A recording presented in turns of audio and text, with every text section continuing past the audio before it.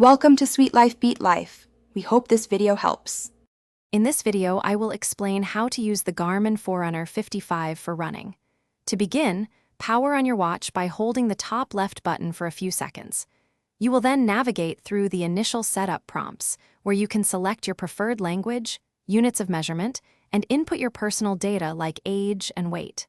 Finally, pair your watch with the Garmin Connect app on your smartphone to ensure all your activity data synchronizes seamlessly for future analysis and tracking. Once your watch is set up, it's time to prepare for your run.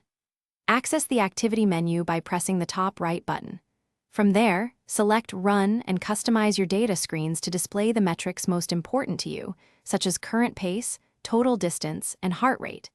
You can also set up helpful alerts for pace, distance, or heart rate zones, which will provide valuable guidance throughout your training session. Now that your run activity is configured, you are ready to hit the pavement. Start your run by pressing the top right button once the watch acquires a GPS signal, which usually takes only a few seconds.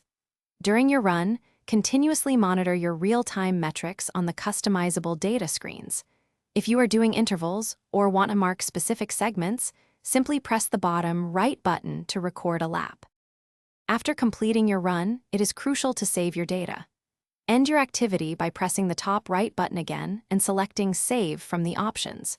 You can immediately review a summary of your run directly on the watch, including total distance covered, elapsed time, and your average pace. For a more in-depth analysis, sync your data to the Garmin Connect app, where you will find detailed insights and progress tracking. Thanks for watching. Consider subscribing if we helped you.